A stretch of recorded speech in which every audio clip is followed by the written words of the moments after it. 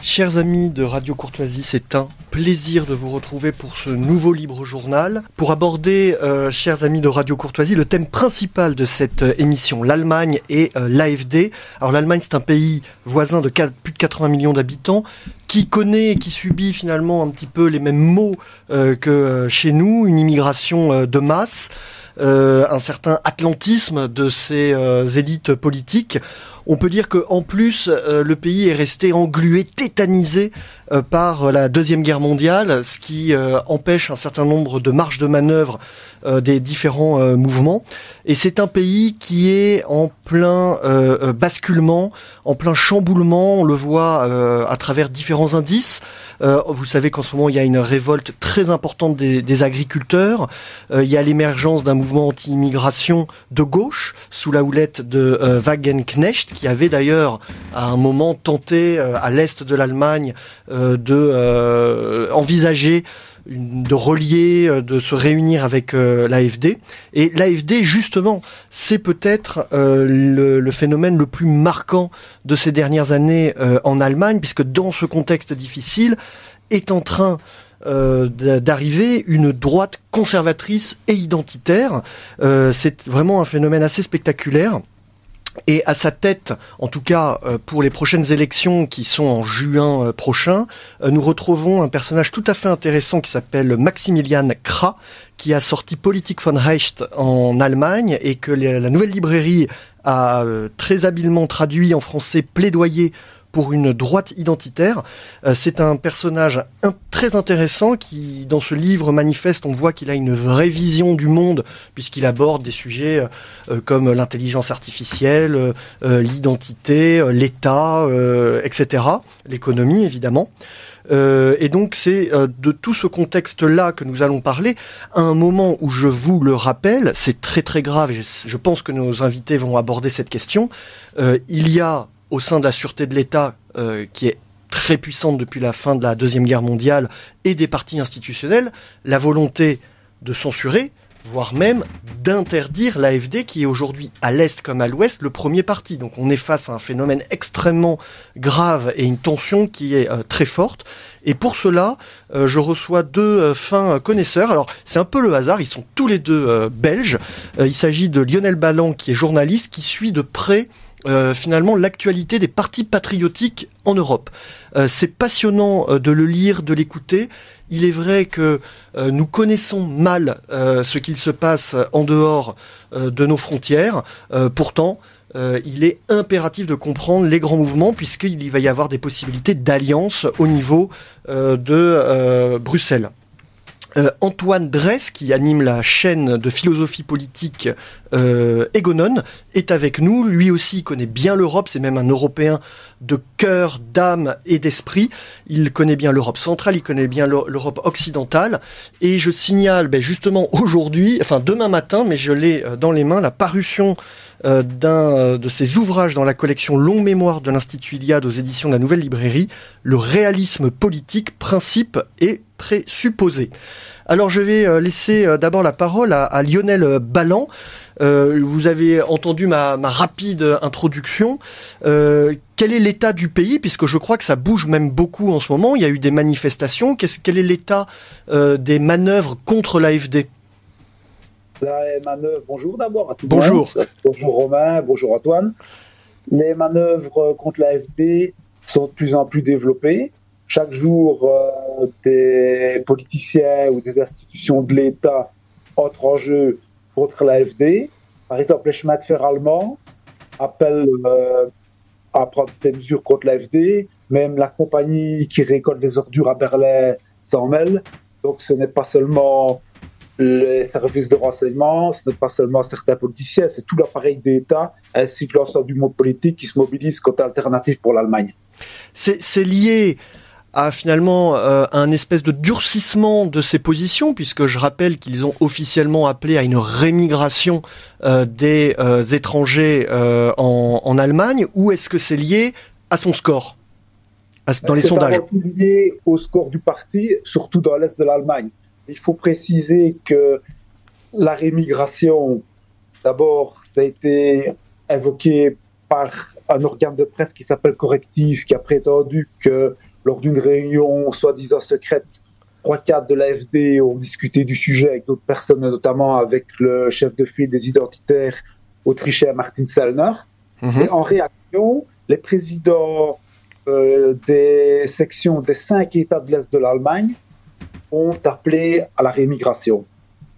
Très bien. Il faut quand même aussi, pour comment dire, éclairer notre sujet, savoir que Maximilian Krah, dont on a parlé, on va en parler un peu plus dans le détail, il a justement, lui, quitté la CDU en 2015, au moment de la crise des migrants en Allemagne. C'était Merkel qui était aux manettes du pays. Et rappelez-vous, en 2015, c'était déjà des premières hordes de migrants qui s'installaient dans le pays en Allemagne, avec des élites, soit qui accompagnaient le mouvement, soit qui baissaient totalement les bras. C'est à ce moment-là qu'il y a eu quand même une prise de conscience et que l'AfD a commencé à émerger d'une certaine façon. Oui, donc l'AfD a été fondée il y a un peu plus de 10 ans. D'abord sur la question des transferts monétaires, des transferts d'argent vers la Grèce par Angela Merkel. C'était avant tout des économistes qui se sont opposés à cette situation. Ensuite, il y a eu encore une montée plus forte de l'AfD suite à la crise migratoire de 2015 qui a vu l'ouverture des frontières par Angela Merkel. Et puis, dorénavant, l'AfD a avant tout porté par les mesures gouvernementales qui sont des mesures écologistes, puisque l'idéologie du parti écologiste a submergé les autres partis politiques. Et donc, ces mesures coûtent extrêmement cher, et le peuple n'est pas en mesure de réaliser ces mesures qui lui sont imposées par les écologistes, avec la complicité des autres partis politiques. Merci Lionel pour ces premiers éclairages. Donc, ça nous permet de mieux comprendre, d'une certaine façon, la politique intérieure et les enjeux, les tensions actuellement en cours. Je vais me tourner maintenant vers Antoine Dress pour rappeler que l'Allemagne est un pays pivot en Europe, c'est-à-dire qu'il y a une place géopolitique importante, des intérêts contradictoires. C'est la guerre à l'est du continent, pour ne prendre que cet exemple. Peut-être que pour poser les termes du débat et de la discussion de ce soir, on peut peut-être avoir, Antoine, un éclairage sur la position de l'Allemagne actuellement dans le grand jeu géopolitique européen. Antoine, vous m'entendez ? Non, Antoine ne m'entend pas. Donc, est-ce qu'un test avait été fait ? Oui. Bon, il va revenir. Lionel, je pense que vous pouvez tout à fait répondre à cette question. Donc, sur la place de l'Allemagne dans le grand jeu géopolitique actuellement, pour qu'on comprenne quels sont par quoi elle est tiraillée finalement. Oui, donc l'Allemagne, c'est la principale puissance économique au sein de l'Union européenne.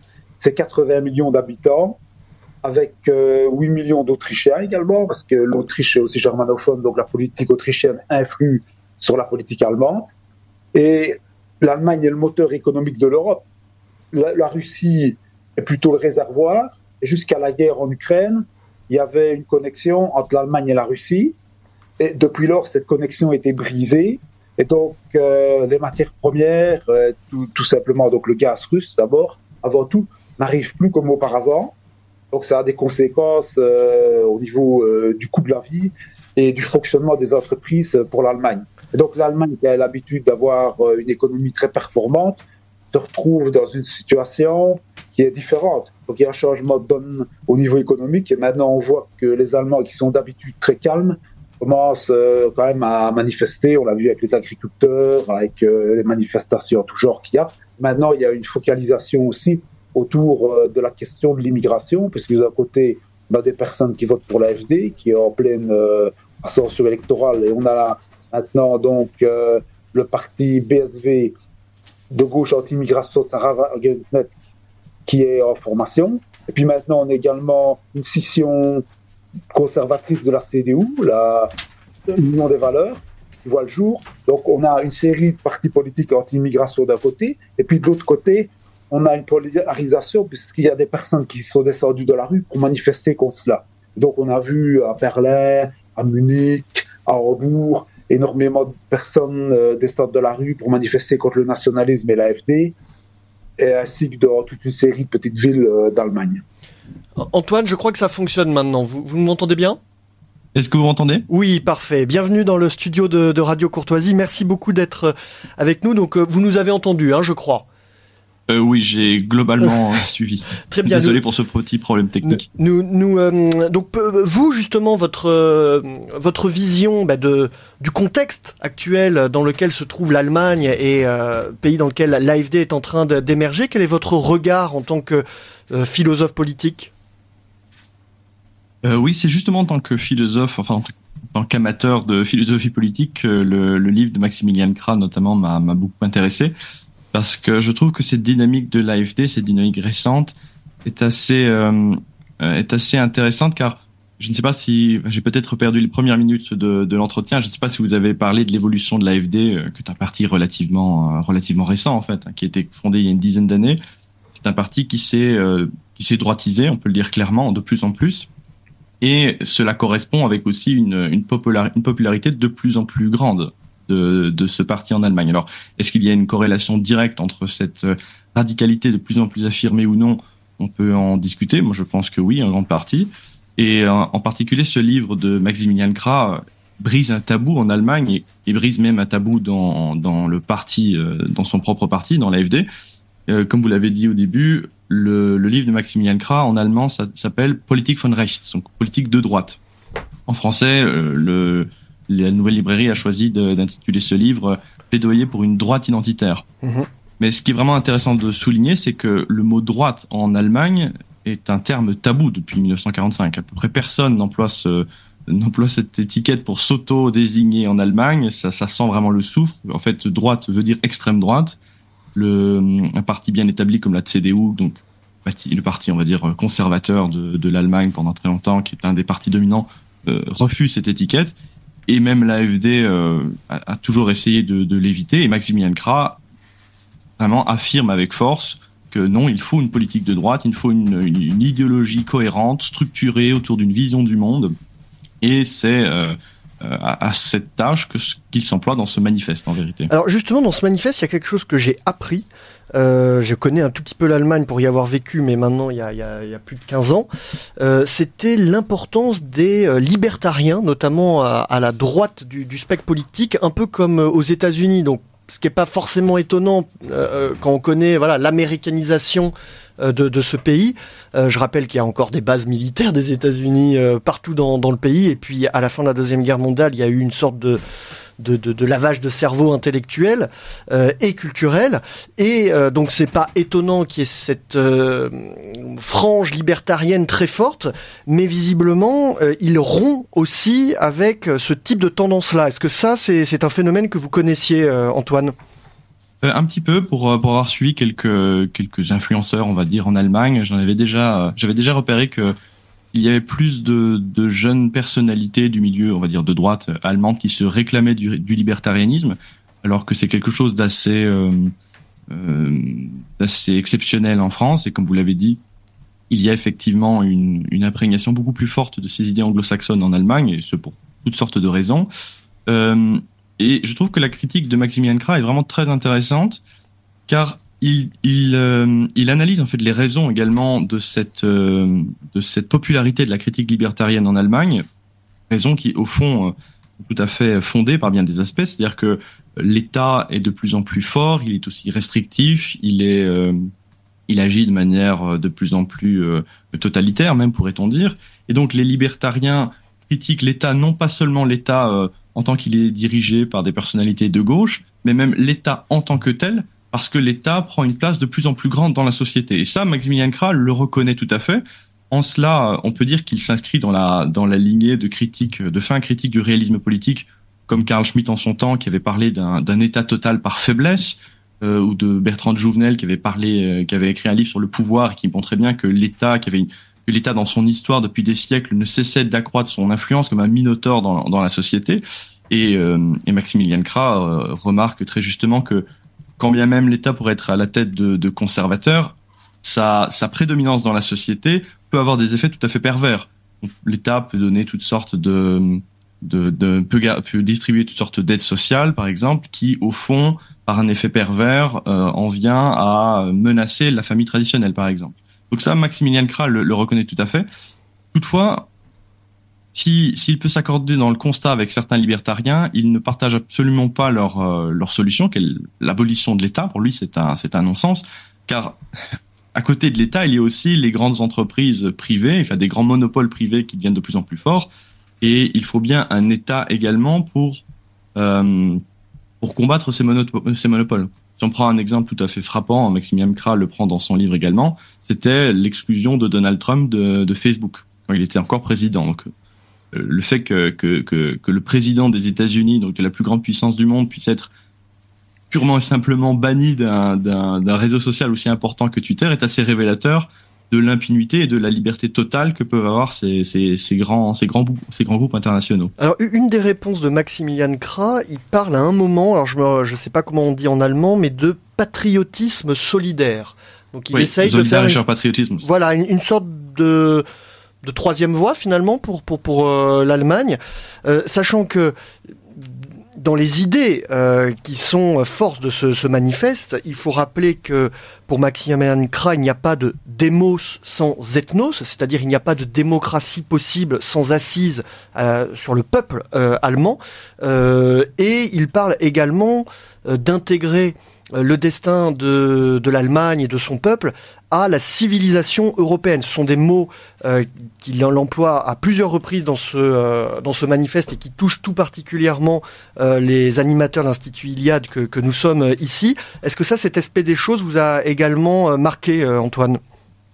Oui, effectivement, c'est un point assez intéressant dans le livre de Kra et qui s'insère dans toutes sortes de débats également au sein de l'AfD, qui, comme bien le rappelait, à l'origine, l'AfD est un parti eurosceptique. En tout cas, c'est comme ça qu'il avait été créé. En tout cas, sceptique vis-à-vis de l'Union européenne, qui a évolué au cours des dernières années vers une ligne beaucoup plus identitaire. Et l'Europe est un concept ambigu. En Allemagne, il l'est également en France. Quand on parle de l'Europe, on pense souvent à l'Union européenne.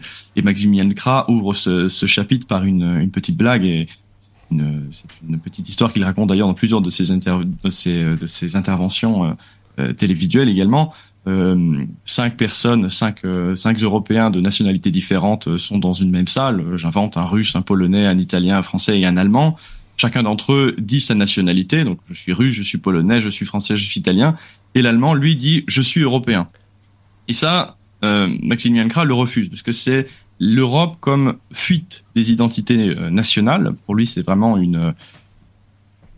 c'est cette conception de l'Europe qu'il refuse. Mmh. Ce qui l'intéresse dans l'Europe, c'est l'Europe comme substrat commun des différents peuples européens. C'est ça, évidemment, qui nous intéresse également à l'Institut Iliade. Alors, il y a toute une réflexion de la part de Maximilian Kra sur la notion d'Occident, d'Europe, dans son livre, mais en substance, sa conclusion, c'est qu'il faut vraiment ne pas laisser le terme Europe à ses adversaires et à la gauche. Il a raison. Nous allons faire une première pause avec la chronique de notre ami et camarade Raphaël Emma. Alors ceux qui ne le connaissent pas, vous l'avez peut-être vu hier sur Twitter où il a interrompu une manifestation de la CGT à Aix-en-Provence. Avec beaucoup de courage, il a rappelé que ces gens avaient du sang sur les mains en faisant venir des hordes d'immigrés qui se comportaient ensuite très mal dans notre pays. Il l'a fait avec talent et nous sommes heureux d'entendre sa chronique. Il a lui aussi réfléchi au thème de la soirée.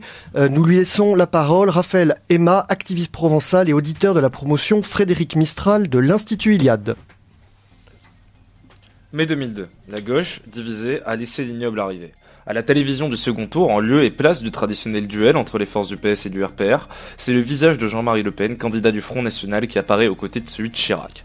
Crédité de 17,4% au premier tour, le menhir est loin de se douter que sa fille, 20 ans plus tard, dépasserait la barre des 40% dans un autre duel pour la présidence de la République française. Pourtant, à l'époque, l'atmosphère ne laissait pas entrevoir un seul instant la popularisation des idées nationales. À l'instant même où Jean-Marie Le Pen est annoncé comme finaliste de l'élection, l'ensemble des forces politiques du pays appellent à la manifestation. Les rues de France se bondent pendant l'entre-deux tours, de démonstrations massives contre le FN, contre Jean-Marie, contre la pensée des Français qui ont voté pour lui. Ces manifestations seront les incubatrices du logiciel de digue républicaine, instaurant une alliance de facto entre la droite libérale et la gauche pour bloquer le FN quand il arrive dans n'importe quelle élection au second tour. Jacques Chirac refusera même de débattre avec le populiste. Une nouvelle fois, 20 ans plus tard, l'hégémonie culturelle est tombée. Comme un écho à cette situation bien française, l'annonce de l'AfD, Alternative for Deutschland, comme seconde force politique en Allemagne, et l'annonce dans son programme d'un plan en faveur de la réimmigration ont déclenché des manifestations massives dans le pays. 1,4 million de personnes ont pris la rue pour dénoncer ce qu'ils perçoivent comme un retour au nazisme, aux heures les plus sombres de notre histoire. Au moins, Lionel Jospin, 10 ans après les manifestations anti-Le Pen dont je parlais, décrira la réaction de l'époque comme un cirque antifasciste, c'est-à-dire un jeu de théâtre auquel la classe politique française s'était donnée dans le seul et unique objectif de censurer la pensée et les sentiments de millions de Français. L'ascension de l'AfD, comme celle du Front National, sont souvent décrites par l'intelligentsia de gauche comme la traduction politique de vagues contestataires. L'échec du mondialisme, la crise sociale, l'immigration, le changement trop rapide, trop dur d'un environnement qui nous était familier hier et étranger aujourd'hui, sont autant d'incubateurs de la genèse des populismes identitaires et nationaux. La gauche en parle pour déresponsabiliser les électeurs des partis populistes. Elle les infantilise, sous-entendant que leur vote ne serait que le fruit d'une volonté dégagiste ambiante, d'un défaut d'éducation politique, au pire d'un élan raciste intrinsèque à la condition de l'homme blanc occidental qui aurait été maltraité, mal soigné, mal orienté. Ce mépris politique fait des expressions populistes nationales, des affects incontrôlés qui ne recouvriraient jamais des colères légitimes. Pourtant, en France, le vote en faveur du Front National a pris historiquement racine dans les banlieues d'abord, qui ont connu en premier l'immigration, puis plus tard dans cette France périphérique, objectivement perdante dans la crise du mondialisme. En Allemagne, c'est similaire. L'Est, sous joug communiste jusqu'à la chute du mur industriel, a été la première ligne face au chaos économique, politique et social sous-jacent au projet globaliste. L'Allemagne, chantre de la démocratie chrétienne, de l'écologisme politique avec les Grünen, avec les poids historiques de l'histoire que nous lui connaissons, est en train de vivre une révolution politique. Estimer que les vagues populistes sont des agitations incontrôlées, sans racines réelles, c'est mépriser le sentiment politique historique de millions d'Européens. Nous sommes définitivement dans un de ces moments de l'histoire où une fracture se produit. La positivité doit rester notre maître mot. La question n'est plus « est-ce qu'on va gagner ?», mais « quand va-t-on gagner ?» Plus loin encore, « qu'allons-nous faire quand nous aurons gagné ?» C'était une chronique qui se termine de façon fort positive, on ne peut qu'y souscrire. À moins de combattre, rien n'est jamais perdu. Je vais me retourner de nouveau vers Lionel Balland. J'imagine que vous avez entendu la chronique et ça m'a inspiré deux questions. Ce parallèle entre le Front National et l'AfD, est-ce qu'il est réellement pertinent ? Première question.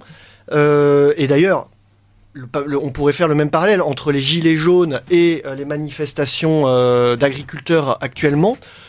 Ou est-ce qu'il y a réellement des spécificités aux mouvements politiques, aux tensions politiques en Allemagne qui ne sont inconnues pour nous en France, où on peut réellement faire un parallèle ? Qu'est-ce que vous en pensez ? Les deux systèmes politiques sont différents. En France, ce système est avant tout basé sur l'élection présidentielle, qui est l'élection clé. Donc il y a une personne qui doit être mise en avant, alors qu'en Allemagne, ce ne sont pas nécessairement les personnes qui sont à la tête du parti, qui sont les personnes qui sont vraiment sur la ligne de front, puisqu'il y a 16 États et que ce sont avant tout les élections dans les États de l'Est qui vont primer. Donc par exemple, quelqu'un comme Björn Höcke, qui est la figure de proue de l'aile nationaliste, est également la figure de proue de l'AfD en Thuringe. Et son rôle est plus important que celui des deux coprésidents de l'Alternative pour l'Allemagne ou de la tête de liste de l'Alternative pour l'Allemagne pour les élections européennes. Donc le système politique est différent.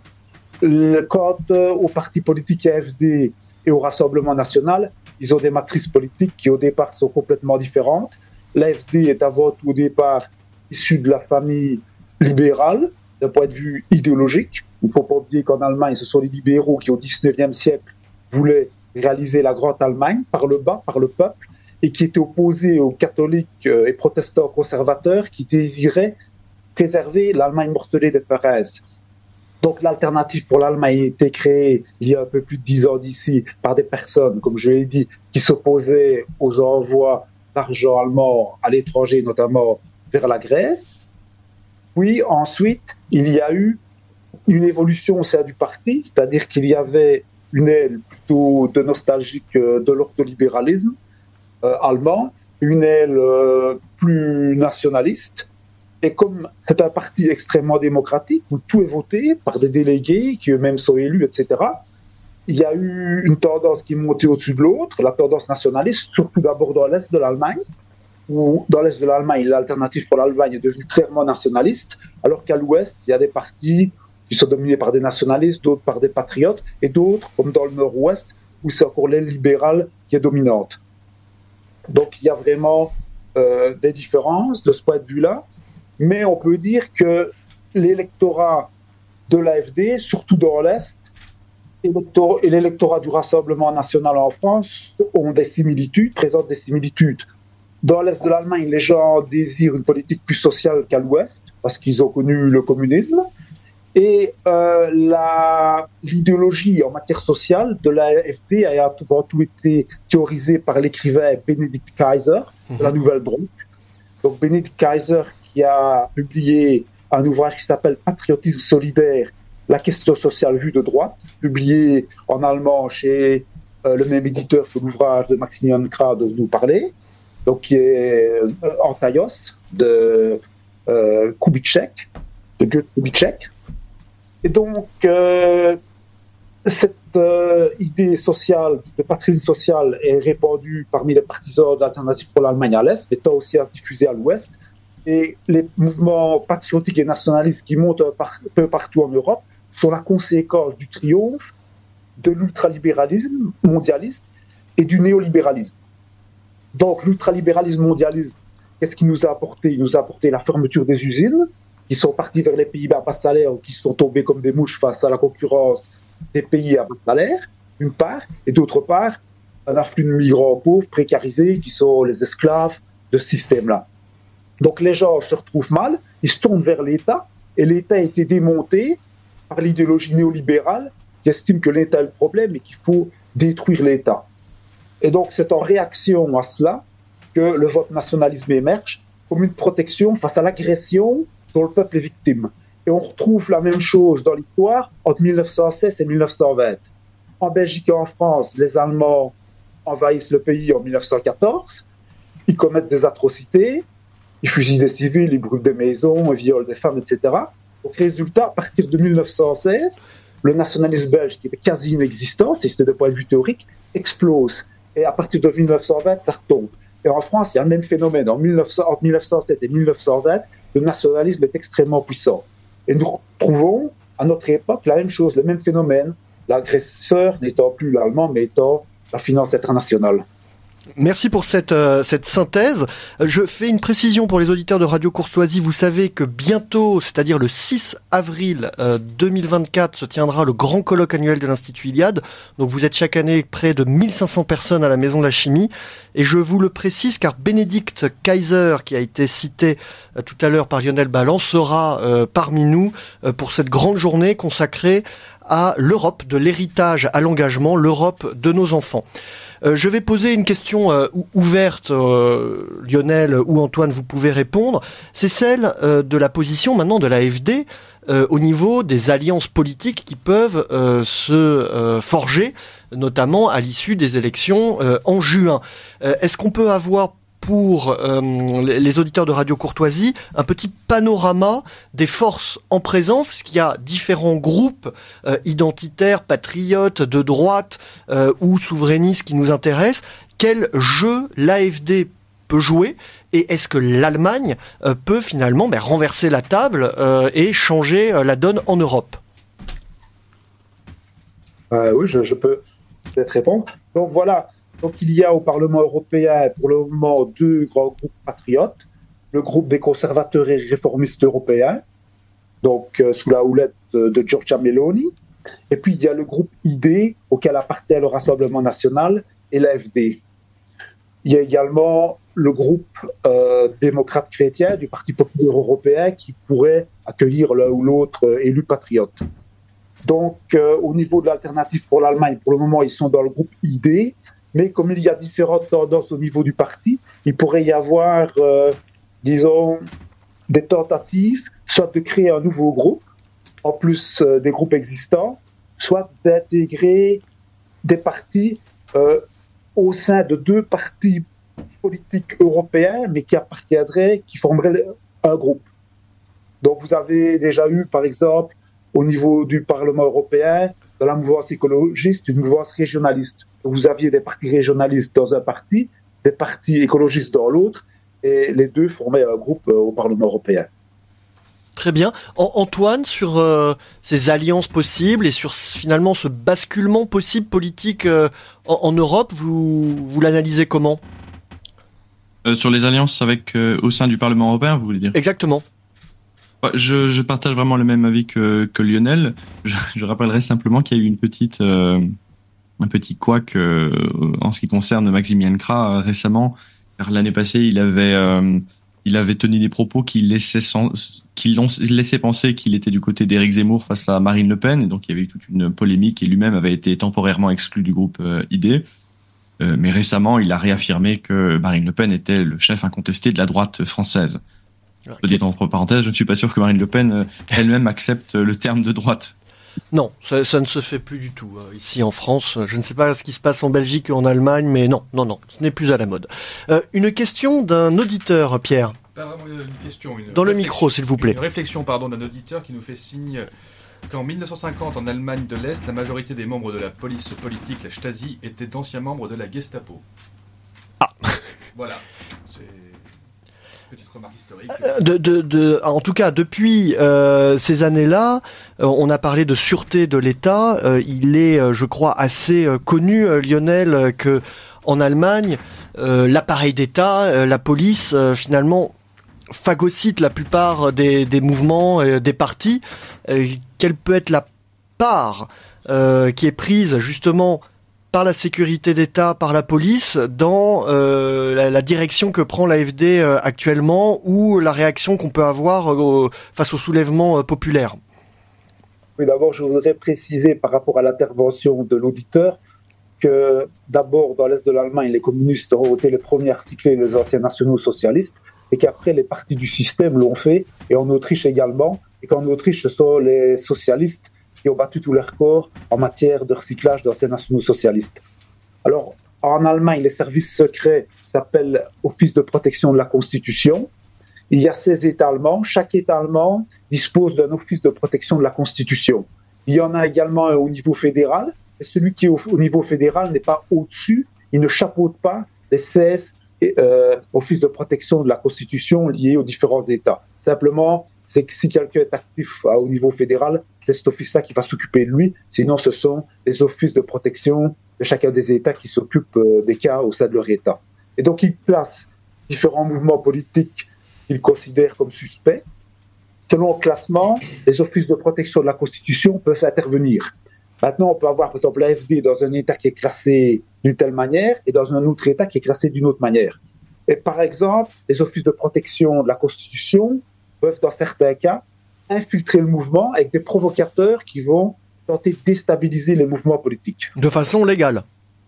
Oui, donc c'est tout à fait légal. Tout est encadré. À partir du moment où l'Office de protection a réussi les preuves pour classer de certaines manières, par exemple l'AfD, à ce moment-là, il peut, de la manière la plus légale qu'il soit, infiltrer avec des provocateurs ces mouvements politiques-là.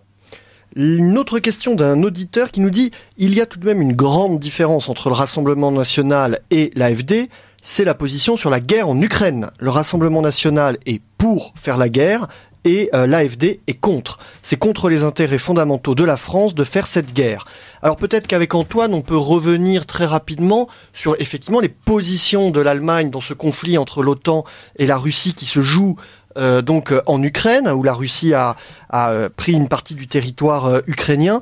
L'Allemagne, vous l'avez dit en début d'introduction, Lionel, ne bénéficie plus finalement d'énergie directe et peu chère dans ces conditions-là. Il y a un ensemble d'intérêts, de tensions liées à la guerre. Quel regard vous portez sur ce sujet, Antoine ? Alors, c'est effectivement une situation assez différente en Allemagne par rapport à la France, et ce pour toutes sortes de raisons.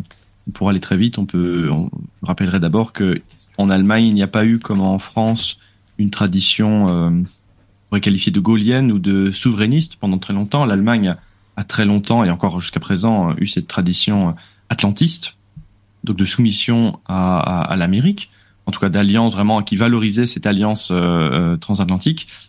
Et c'était également le cas de l'AfD pendant très longtemps, et encore actuellement, il y a une partie de l'AfD qui se définirait encore très volontiers comme étant otanienne ou otaniste. la position de Maximilian Krah vis-à-vis de ce conflit est assez différente, et d'ailleurs ça fait partie des perspectives qu'il tend à changer dans son livre. Il y a tout un chapitre assez intéressant qui s'appelle le changement d'époque, et sans vouloir pour autant rompre le partenariat avec les États-Unis, Maximilian Krah revalorise toutes les notions de grand espace qu'on peut retrouver chez Carl Schmitt, cette idée que l'Europe doit retrouver sa souveraineté énergétique, sa souveraineté économique, et se désengager de plus en plus de ses rapports avec l'Amérique. Et donc, dans cette guerre russo-ukrainienne, Maximilian Krah, il faut bien le dire, tend à privilégier une position en tout cas favorable à la Russie, en tout cas une position de paix avec elle. Très bien, alors il y a deux personnes qui sont au studio et je viens de me rendre compte que j'ai pas été très poli, je ne les ai pas présentées en début d'émission. C'est Gabriel Fouquet qu'on va retrouver tout à l'heure pour la petite intermède poétique, et le camarade Xavier Aimant que nous interrogerons sur la revue Livre Arbitre, et je vous le présente parce qu'il veut poser une question à nos invités. Alors, c'était pas exactement une question, mais c'est quelque chose qui m'a marqué parce que je n'avais pas tellement suivi, hein, comme vous le disiez en début d'émission. Les Français, on est souvent trop franco-français, on s'intéresse pas assez à la politique internationale et celle de nos voisins. C'est le fait que l'AfD revendique ouvertement la politique de remigration. Et je trouve ça très très impressionnant et très intéressant parce que c'est un pas que n'a même pas fait encore le Rassemblement national. Or, que cette prise de position que je trouve assez courageuse et même indispensable, et donc j'aimerais qu'elle soit suivie comme un exemple, je trouve ça particulièrement impressionnant que ça vienne de l'Allemagne quand on sait dans quel état, on va dire, les Allemands ont été culpabilisés, émasculés presque, on pourrait dire, au lendemain de la Seconde Guerre mondiale, sur les questions du patriotisme et du question du nationalisme. Et alors donc cette prise de position, je la trouve courageuse et je la salue, et justement surprenante dans un contexte où en effet pendant longtemps on ne pouvait même pas évoquer le simple terme, comme on l'a dit tout à l'heure, de droite ou de nationaliste sans être ramené à la période de l'histoire que l'on connaît, et donc c'est vraiment, je pense, ça peut être un déclic, montrer qu'on peut faire des choix courageux même dans des contextes extrêmement difficiles. Au-delà de la remarque de surprise de Xavier, est-ce que vous avez une forme d'explication, vous qui êtes observateur de la vie politique allemande, comment on en arrive effectivement à l'AfD qui revendique la remigration? Oui, donc il faut préciser ici que c'est l'AfD de l'Est, que ce sont les dirigeants des groupes des élus de l'Est du pays au sein des 5 États de l'Est. Donc ce n'est pas l'ensemble de l'AfD. Ils ont pris cette position-là en réaction au complot médiatique qui a été monté contre l'AfD par le magazine, le portail en ligne plus exactement, Correctif, qui a prétendu qu'il y avait eu au mois de novembre une réunion secrète avec Martin Sellner, le chef de file des identitaires autrichiens, et qu'il avait été envisagé d'expulser massivement des gens, y compris des Allemands d'origine allemande. Donc, en réaction à cela, un peu par provocation ou pour briser l'attaque, les leaders des 5 États de l'Est de l'Allemagne, des groupes des élus, au sein des assemblées, ont indiqué qu'ils s'engageaient pour la rémigration. Mais l'ensemble du parti ne s'est pas engagé pour la rémigration. D'accord, donc en fait, ce que vous dites, c'est que c'est un petit peu, ils se sont retrouvés acculés à devoir prendre position. C'est ça que vous êtes en train de dire ? Oui, c'est ça. Donc, jusqu'à présent, l'AfD voulait expulser des étrangers indésirables, comme des délinquants, des gens en situation régulière, des gens qui ne font rien, qui vivent dans le cas social, tout ça. Mais il n'avait pas été dit clairement que l'AfD voulait la rémigration. Or, là, depuis cet événement qui date d'il y a quelques jours, les chefs de groupe de l'AfD dans les parlements de l'Est ont clairement pris position en parlant de rémigration. Très bien. Antoine Dresse ? Oui, je voudrais ajouter une petite chose pour compléter la réponse de Lionel Balland, pour répondre à l'interrogation de Xavier Aimant. Cette radicalité, elle est revendiquée par Maximilian Krah, alors qu'il ne représente peut-être pas l'opinion de tout le parti, comme cela vient d'être dit. Mais Maximilian Krah explique en fait son point de vue dans son livre, et je trouve avec un exemple très intéressant. Il rappelle que les Verts, donc les Grünen, le parti écologiste, sont entrés pour la première fois au Bundestag en 1983, et en presque 39 ans, jusqu'au début du gouvernement actuel en 2021, ils n'ont passé que 7 ans au gouvernement. Et pourtant, c'est le parti probablement qui a exercé le plus d'influence dans l'Allemagne contemporaine. C'est celui qui a produit le plus de changements. Et donc, à partir de cet exemple, Maximilian Krah dénonce en fait cette tendance qu'a la droite, on va dire la droite bourgeoise, la droite conservatrice, ce bon chic, bon genre, qui veut toujours être aux affaires, simplement être aux affaires, et pour ce faire est prête à toutes les compromissions idéologiques. Maximilian Krah, lui, veut faire le pari de la radicalité pour imposer ses idées dans l'espace public, et comme les Verts, en fait, à terme, avoir beaucoup plus d'influence en Allemagne. Et je voudrais citer Maximilian Krah directement dans son livre, à la page 114. Il écrit ceci: la société moderne n'est pas hiérarchique, de sorte que le gouvernement domine tous les espaces sociaux. Elle est un réseau de discours qui s'influencent mutuellement. Et il continue: la droite qui préfère faire de vastes compromis sur ses idées uniquement pour obtenir une quelconque participation au gouvernement plutôt que de prétendre à une efficacité sociale globale échoue toujours. Et donc on voit vraiment bien que, comme l'a dit Lionel Balland, cette réaction affirmée de dire oui, nous sommes pour la remigration, en fait, c'est une preuve que cette partie de l'AfD, en tout cas, refuse de faire la moindre compromission. On les accuse de vouloir opérer une remigration, eh bien ils disent oui. Alors je rappelle que vous pouvez vous procurer Politik von Rechts de Maximilian Krah, traduit par les éditions de la Nouvelle Librairie sous le titre Allemagne, plaidoyer pour une droite identitaire. C'est François Bousquet qui fait la préface dans cette collection dans l'arène. Donc c'est assez simple, hein. Vous pouvez aller sur le site de la Nouvelle Librairie, nouvelle-librairie.com. C'est un personnage fascinant. Et il a quand même finalement assez peu de défauts. On aurait pu aussi préciser tout à l'heure, vous avez parlé qu'il parlait de politique familiale. Il est père de 8 enfants, je crois, hein, c'est ça.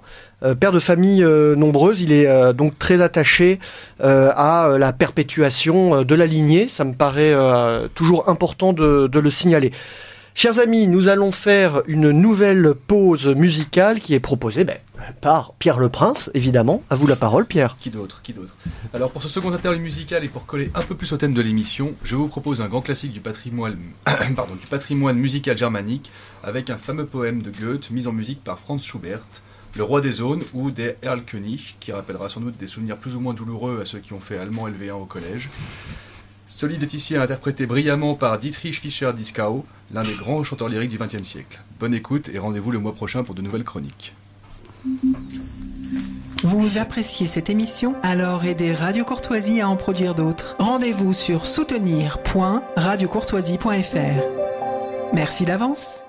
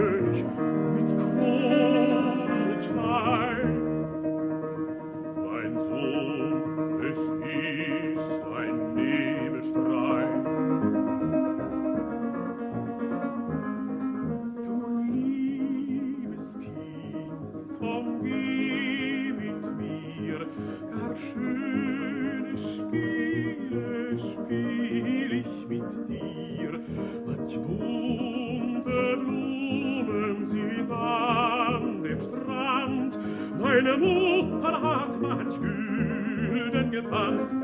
Mein Vater, und hörest du nicht, was Erlenkönig mir leise verspricht? Sei ruhig, bleibe ruhig, mein Kind, in dürren Blättern säuselt der Wind.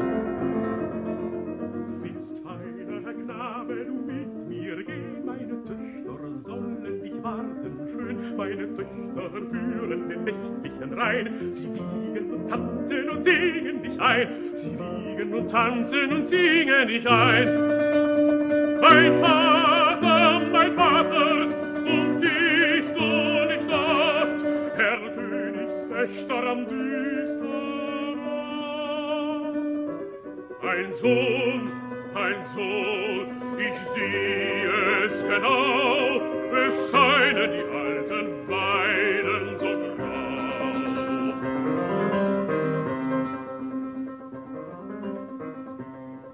Ich liebe dich, mich reizt deine schöne Gestalt, und bist du nicht willig, so brauch ich Gewalt.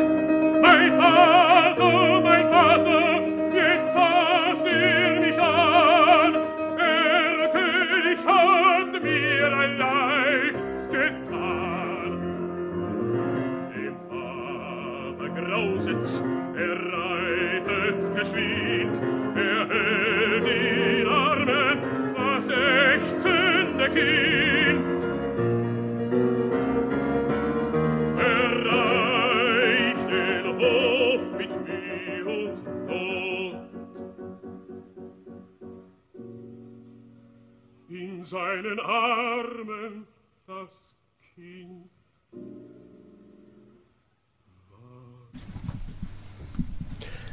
Nous revoici dans les studios de Radio Courtoisie. Vous écoutez le libre journal de Romain Petitjean, Vive la civilisation européenne.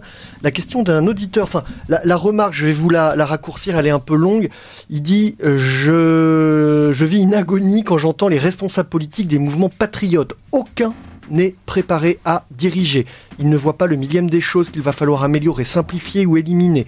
Si c'est pour diriger en surface avec Masque et Cuba, ce n'est pas la peine. Je crois qu'ils ne se rendent vraiment pas compte.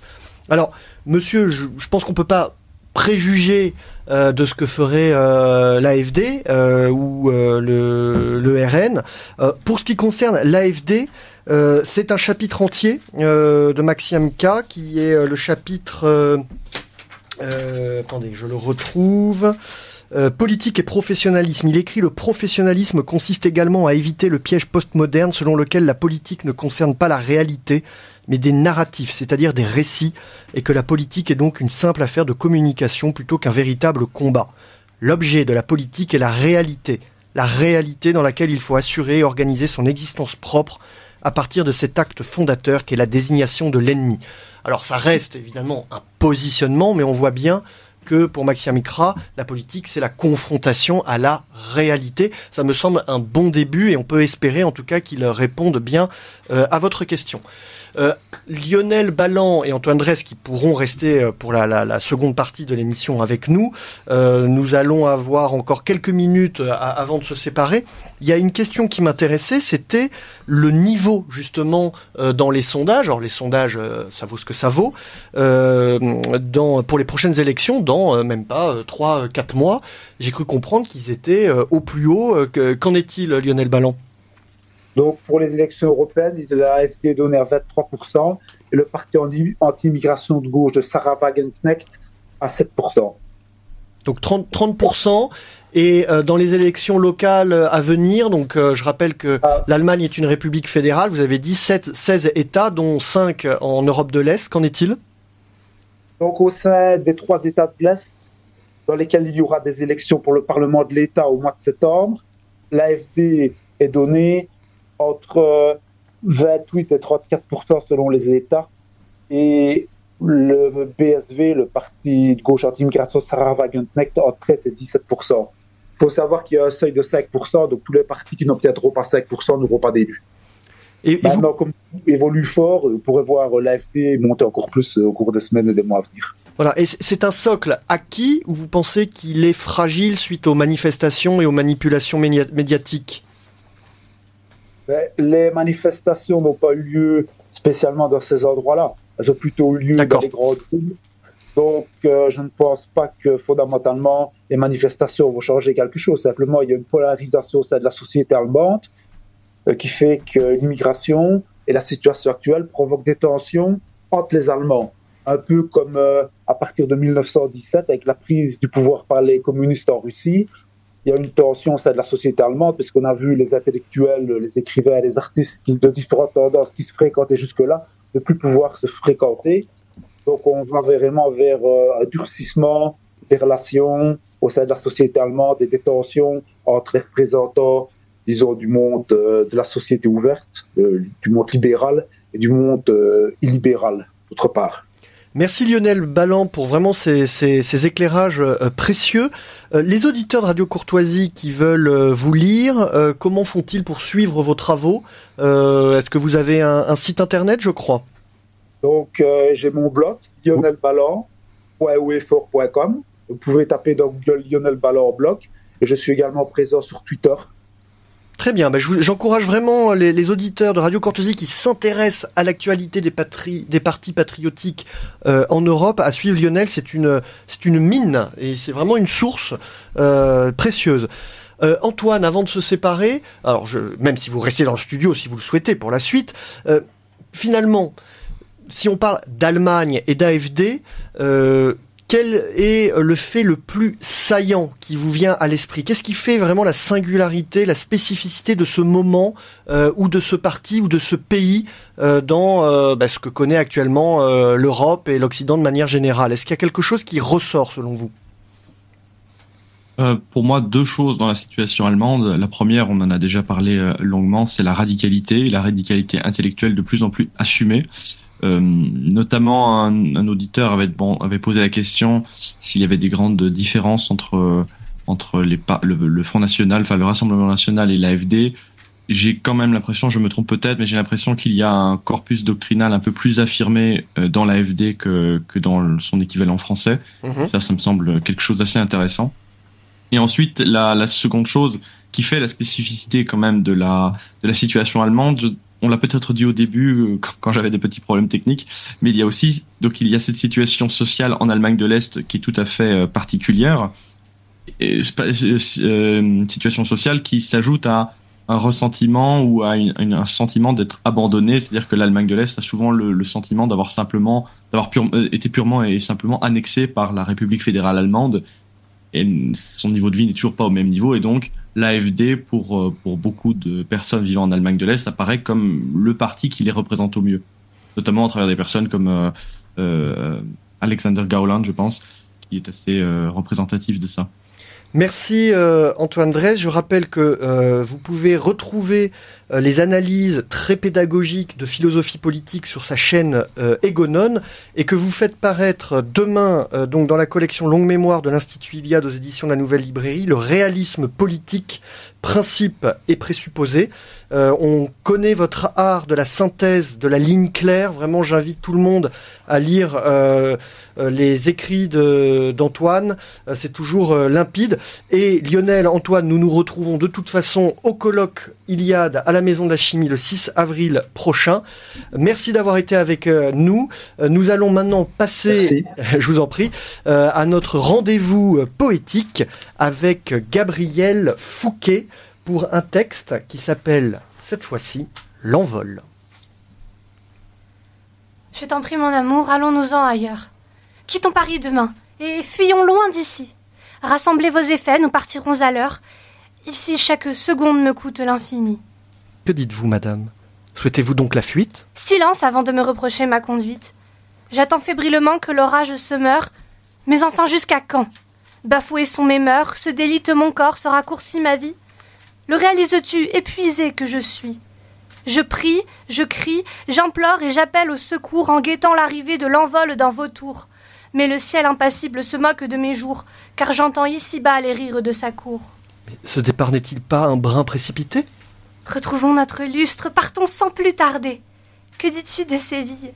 Rappelle-toi nos joies. Nous buvions du bon vin perché sur de hauts toits, entourés des forêts formées par ses clochers. Nous trouvions l'allégresse dans de simples gorgées. Si nous quittons la France, foulons le sol de l'Est, où la vie est plus simple pour nos désirs modestes. La Hongrie, la Pologne n'ont pas encore fait halte dans leur marche historique, non plus que les trois Baltes. Bien, larguons les amarres et quittons cette ville, où il fait mieux vivre au cachot de la Bastille, qui n'est plus accueillante pour qui chérit justice, car rémunérant mieux celui qui sue le vice.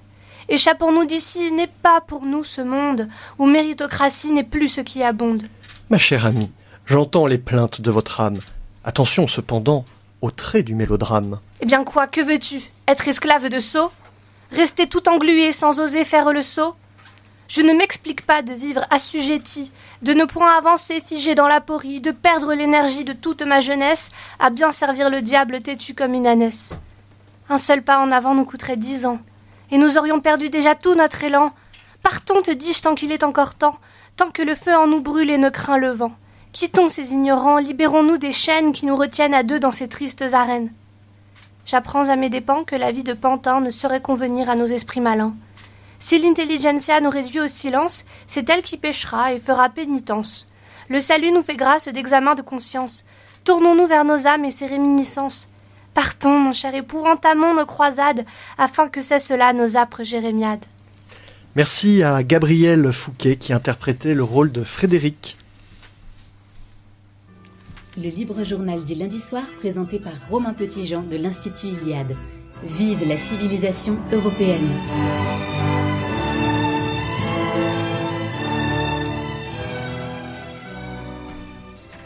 Chers amis, donc nous nous retrouvons avec Xavier Aimant, un vieux camarade de combat. Xavier, nous avons été dans ce studio il y a combien de temps maintenant lors Je n'ose pas y penser, je préfère pas y penser, c'est trop dur. N'en parlons pas. Vous êtes aujourd'hui donc rédacteur en chef de la revue littéraire non conforme Livre Arbitre, c'est ce qui vous amène dans ce studio de Radio Courtoisie. Vous êtes également rédacteur en chef adjoint de la revue Éléments. Tout à fait. Et vous vous occupez de Nouveaux Présents. Et également, oui. Bon, donc un boulot de journaliste et de lecteur également. Alors, cette revue Livre Arbitre, je crois, fête ses 30 ans. Je pense que là aussi, on peut rendre hommage à son créateur, Patrick Wagner. En 2 mots, comment cette aventure a commencé, pardon. Alors, déjà pour tout dire, moi je n'ai pas du début de l'aventure. Je l'ai rejointe un peu plus tard, mais donc cette revue littéraire a vu le jour à Metz. En fait, à l'origine, c'était le bulletin interne du Front National de la Jeunesse, voilà, mais qui s'est très vite consacré, plus qu'à la politique politicienne et estudiantine, à en effet la littérature, les grands auteurs du passé, mais aussi l'actualité éditoriale, et qui s'est développé, donc passant progressivement du stade en effet de fanzine à une véritable revue maintenant assez conséquente, hein, puisque maintenant tous les 2 mois la revue sort et compte presque 200 pages consacrées à la littérature, à l'histoire des idées, etc. Donc il y a vraiment eu une progression à la fois, je dirais, quantitative et qualitative. On est aujourd'hui assez satisfait du travail accompli, parce qu'en effet on est vraiment passé de quelque chose de très artisanal, en noir et blanc, photocopié dans les bureaux d'un syndicat étudiant, à une revue qui aujourd'hui accueille de très belles plumes. Il faut dire que dans le même temps, le panorama de la critique littéraire, le panorama littéraire, lui, c'est plutôt effondré. Il y a aussi un espèce de mouvement de balancier, non? Alors en fait, ça a toujours été une préoccupation de Livre Arbitre, c'est qu'on n'a pas voulu être une revue qui n'était là que pour encenser le passé. Et on a toujours cherché, en effet, à quand même mettre en avant ce qui était intéressant et les perles qu'on pouvait quand même trouver à l'heure actuelle dans la littérature. Alors c'est sûr qu'en termes de littérature, on peut penser qu'on est une époque de basse eau. Il y a quand même assez peu de très grands écrivains. Il y en a beaucoup, par contre, de très médiocres. Mais il faut pas non plus jeter le bébé, avec l'eau du bain. On a quand même une production qui est tellement importante que parmi celles, trop importante d'ailleurs, ça, très certainement, mais on a encore de bons auteurs, et l'espèce de veille éditoriale que l'on fait à chaque numéro de Livre Arbitre participe de ce désir de mettre en avant les auteurs qu'ils méritent, qui sont parfois en effet un peu en dehors des circuits médiatiques classiques, qui ont du mal à exister, qui pourtant le méritent, et qui peut-être même pour certains resteront dans l'histoire de la littérature. On peut citer Thomas Clavel, Olivier Molin. Qui sont ces perles? Ah ben voilà, très bien, vous avez trouvé deux noms qui sont parfaitement symbolique de ce que je disais, qui mérite d'être lu, Étudié, relu, étudié, mis en avant. On peut penser à Benoît Duterte, on peut penser à des auteurs comme ça, Patrice Jean. Voilà, il y a beaucoup, il y a des choses qui se passent quand même dans la littérature, mais en effet. Il faut parfois, faire une démarche personnelle pour les découvrir, puisque c'est pas dans les émissions de télévision, c'est pas à la radio qu'on va vous parler de ces auteurs-là, et c'est un peu le rôle de Livre Arbitre de défendre ces auteurs injustement parfois méconnus, même si des gens comme Olivier Molins ont quand même une reconnaissance assez conséquente et largement méritée. Alors, vous qui observez justement et qui lisez surtout la production littéraire en France, cette mode de la littérature tournée vers son nombril, est-ce que c'est toujours aussi florissant, ou est-ce qu'un jour on va en sortir un petit peu, revenir à d'autres modes d'expression finalement des auteurs français? Le principe d'une mode, c'est qu'elle est rapidement dépassée et qu'elle laisse place à une autre. Donc il y aura aujourd'hui, il y aura là on est encore quand même pas mal là-dedans. Hein. On est quand même pas mal dans la fameuse autofiction, raconter ses malheurs d'enfance, ses histoires de fesses, ses problèmes de drogue et de transit intestinal. C'est quand même encore beaucoup ça, parce que ça continue encore à être à se vendre assez bien. Ça continue à être mis en avant par les médias, donc ça continue à fonctionner. Après, il peut y avoir c'est toujours pareil, la littérature c'est un sujet, mais c'est aussi un talent. Il peut y avoir de la bonne autofiction.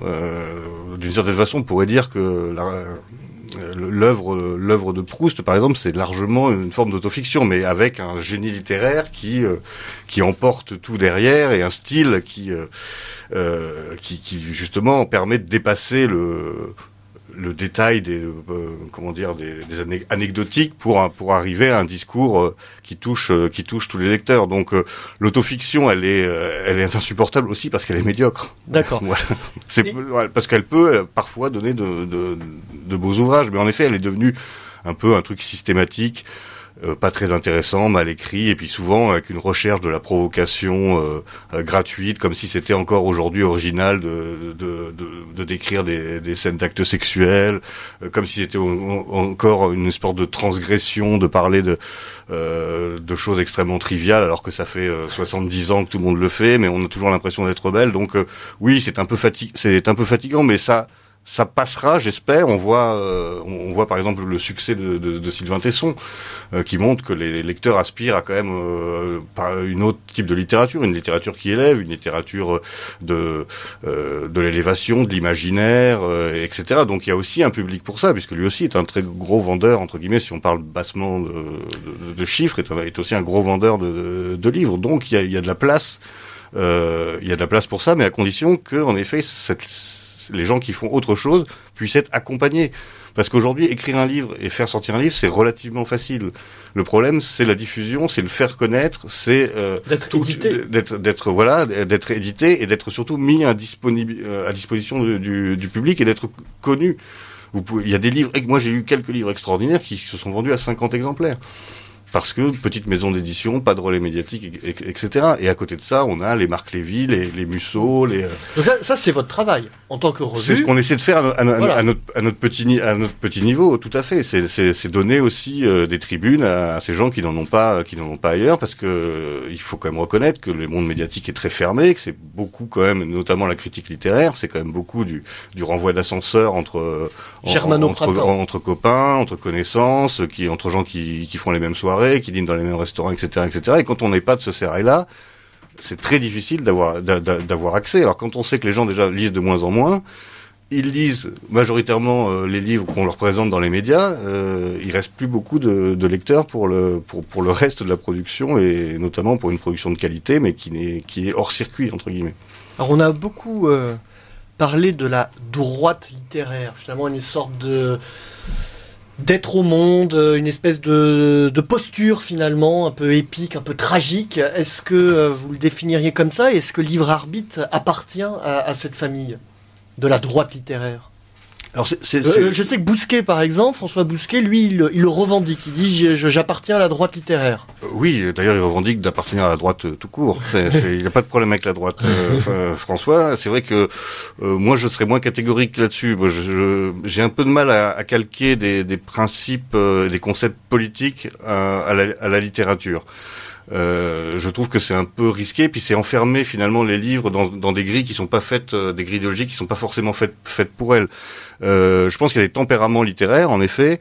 On pense évidemment aux hussards, qui sont un peu la dernière grande école littéraire. Enfin, c'est même pas une école d'ailleurs. On va dire un groupe d'écrivains marqués un peu justement à droite, mais qui sont, si on regarde de près, des auteurs extrêmement différents. Qui ont un tempérament de liberté, de révolte par rapport à la pesanteur, on va dire, idéologique de leur temps, mais qui l'expriment de façon très différente et qui sont d'ailleurs souvent pas très engagés en fait politiquement. Ils sont même très dégagés parfois. Quelqu'un comme Roger Nimier n'est pas un militant politique. D'autres l'ont été peut-être un peu plus. Mais donc droite pas au sens positionnement sur l'échiquier politique, mais plus d'être au monde, une façon de... Oui, certainement. C'est ce que j'appellerais un tempérament, et qui est souvent un tempérament qui, à mon avis, est plus même anarcho-droitier que véritablement de droite, parce que c'est souvent en effet déjà une forme d'individualisme. C'est des gens qui revendiquent leur spécificité, leur être au monde différent par rapport à la masse. C'est des gens qui refusent justement souvent l'enrégimentement intellectuel. Donc oui, il y a cette attitude que je dirais oui, mais plus un tempérament qu'en effet Alors ceci dit, il y a une littérature politique et des auteurs qu'on retrouve souvent dans Livre Arbitre. C'est finalement ces auteurs enracinés, qui chantent la patrie, qui chantent la terre, qui chantent Dieu, les dieux, l'enracinement par le bas et par le haut. Il y a eu de nombreux dossiers. Je pense à un auteur comme Henri Vincenot, mais vous avez d'ailleurs aussi, je suis certain, vous avez fait des dossiers régionaux. Oui. Le Tour de France littéraire qui est toujours en cours. Ouais. Alors, celui du numéro actuel sur Barès, c'était l'Alsace-Lorraine, et le prochain, dont le dossier principal sera sur Solzhenitsyn, le Tour de France, lui, sera consacré aux auteurs de Champagne-Ardenne. Qui sont, par exemple Rimbaud, par exemple, Rimbaud, Taine.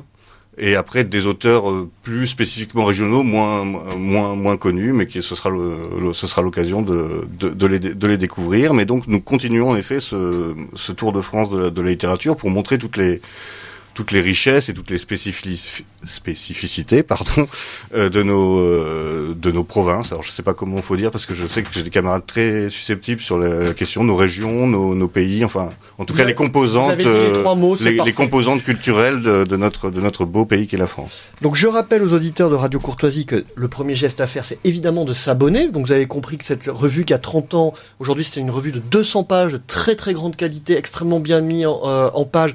Avec combien de contributeurs parce que là aussi, il y a une équipe qui s'est étoffée. Alors, c'est très variable, mais maintenant, je pense qu'il y a au moins 40 signatures par numéro. Donc, les auditeurs qui souhaitent éventuellement participer le peuvent. Comment ça se passe? Bien sûr. Alors, en fait, le plus simple... le plus simple, c'est de faire des propositions sur de recensions. Si vous avez aimé, par exemple, un livre qui vient de sortir ou redécouvert un livre, vous pouvez tout à fait nous contacter pour éventuellement faire une recension. Comment contacter Livre Arbitre? Alors, vous l'avez pas le mail là. J'ai pas le mail. Pierre Le Prince, est-ce que on poursuit la discussion? Mais en tout cas, tout est sur le site internet. Ça, je l'ai, le site internet qui est www.livrearbitre au pluriel.com ou .fr, on a les deux, mais en tout cas sur le site vous trouvez l'adresse postale, le mail évidemment de contact, etc. Il y a toutes les informations sur le site, mais en effet le mail m'échappe pour le moment. Alors Livre Arbitre, c'est une revue d'amoureux de la littérature qui a fait son chemin en 30 ans. Qui a avancé comme l'escargot de Vincenot, et aujourd'hui il a une grosse coquille. C'est une revue séduisante que vraiment je vous encourage à découvrir pour tous les amoureux de la littérature. Ça parle pas d'autre chose. J'imagine qu'il y a quelques chroniques cinéma. Oui, voilà. Il y a un peu d'histoire des idées. Il y a quelques chroniques cinéma, bande dessinée. Mais le cœur reste la littérature. On essaie aussi de publier de pas faire que de la critique entre guillemets, de faire aussi quelques productions. C'est-à-dire qu'il y a aussi des nouvelles qui sont publiées. Donc si vous êtes auteur de nouvelles, vous pouvez également nous les soumettre. Très bien. Xavier Aimant, merci. Vous saluerez bien Patrick. Oui, il faut le saluer car c'est vraiment l'homme de cette revue. Donc, je le saluerai avec grand plaisir et merci pour cette invitation et pour avoir pu faire la promotion de Livre Arbitre.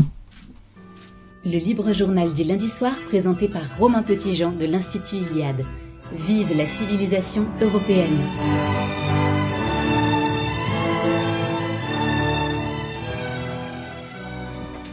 Le message très agréable, je dois dire, d'un auditeur qui nous dit « Bonsoir, cette émission entre guillemets Nouvelle Droite est une bouffée d'air frais et une ouverture vers nos voisins et compatriotes européens. Bravo et merci ». Je cite cet auditeur, Jacques Georges. Merci à vous pour cet encouragement. Nous arrivons vers la fin et le terme de cette émission. Nous retrouvons donc la traditionnelle chronique Radio Le Nid, l'incubateur des entreprises enracinées. Radio Le Nid, la chronique des entreprises positives et enracinées. Chers auditeurs de Radio Courtoisie, bienvenue dans Radio Le Nid, la chronique de l'incubateur des initiatives positives et enracinées.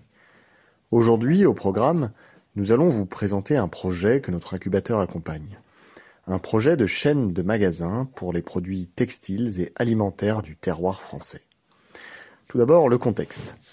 Retour au terroir, revalorisation du bien manger, de la consommation durable, de l'enracinement. On note le succès d'un magasin comme le Comptoir Irlandais, de boutiques de foot tournant autour d'une nation comme Forza Italia. Ensuite, le problème. Il n'existe pas de magasin autour de la culture française qui valorise son patrimoine textile et son terroir. Pourtant, imaginez rien que nos couvre-chefs régionaux, le Mickey breton, le béret basque, les chapeaux parisiens. Du côté de notre gastronomie, n'en parlons pas. Alors, la solution.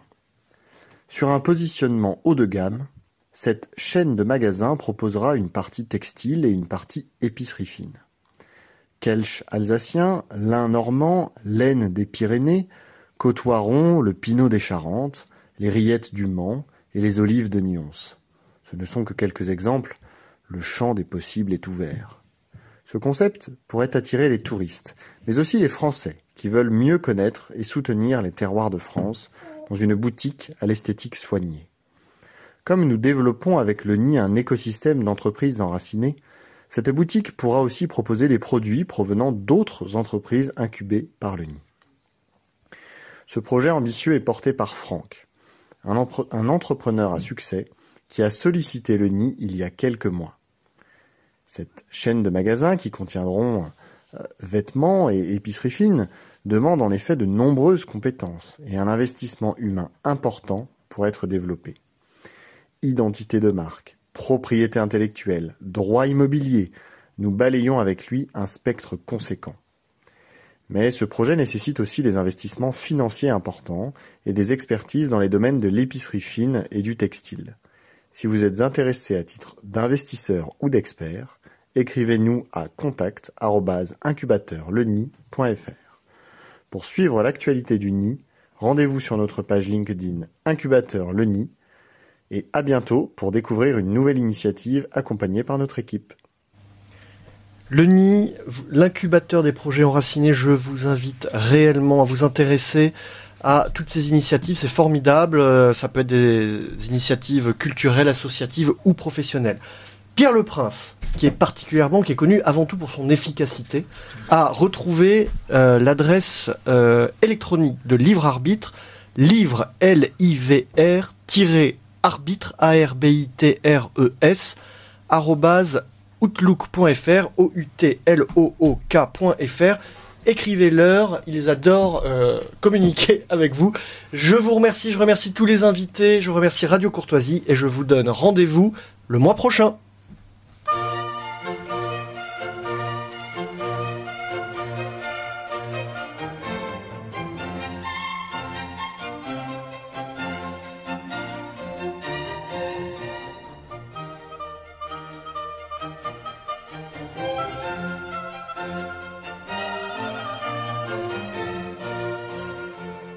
Vous venez d'entendre le Libre Journal du lundi soir, dirigé successivement par Pierre-Alexandre Bouclé, puis par Romain Petitjean, assisté de Françoise, diffusé en direct sur Radio Courtoisie ce lundi 22 janvier 2024 de 18h à 21h et réalisé par Claudio.